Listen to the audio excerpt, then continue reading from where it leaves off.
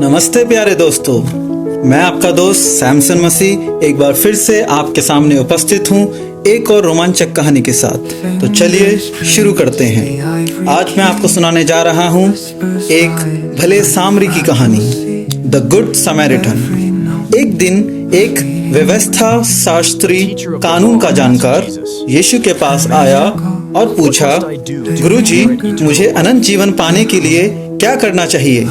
यीशु ने उससे कहा, व्यवस्था शास्त्र में क्या लिखा है, तू कैसे पढ़ता है? उसने उत्तर दिया, तू प्रभु अपने परमेश्वर से अपने सारे मन, अपनी सारी आत्मा, अपनी सारी शक्ति और अपनी सारी बुद्धि से प्रेम कर और अपने पड़ोसी से अपने समान प्रेम कर। यीशु ने कहा, तूने ठीक उत्तर दिया है, ऐसा ही कर और तू जीवित रहेगा। लेकिन वह आदमी ये दिखाना चाहता था कि वह सही है, इसलिए उसने यीशु से पूछा, और मेरा पड़ोसी कौन है? यीशु ने उत्तर देने के लिए एक कहानी सुनाई। तो चलिए हम शुरू करते हैं। एक आदमी यरूशलेम से यरीहो जा रहा था।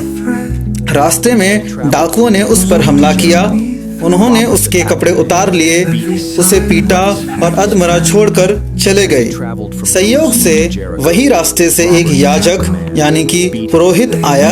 उसने घायल व्यक्ति को देखा, लेकिन दूसरी ओर से होकर निकल गया।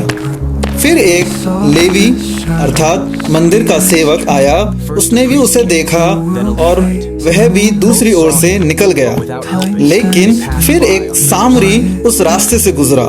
सामरी और यहूदी के बीच दुश्मनी मानी जाती थी। फिर भी जब सामरी ने उस घायल आदमी को देखा तो उसका मन करुणा से भर गया। वह उसके पास गया, उसके घावों पर तेल और दाखमधु डालकर पट्टियां बांधी।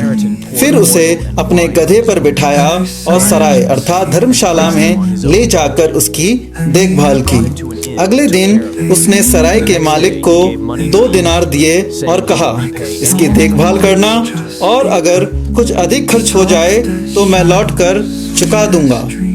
फिर यीशु ने फिर पूछा, इन तीनों में से कौन उस घायल व्यक्ति का पड़ोसी निकला?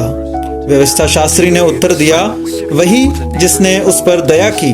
तब यीशु ने कहा, जा और तू भी ऐसा ही कर।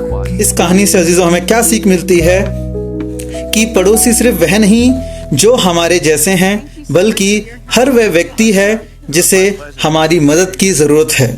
सच्चा प्रेम और दया सीमाओं, धर्मों और जातियों के ऊपर होता है। भले सामरी की कहानी ये दिखाती है कि सच्चा पड़ोसी वही है जो जरूरतमंद की मदद करता है, चाहे उसका धर्म, जाति या पहचान कुछ भी हो।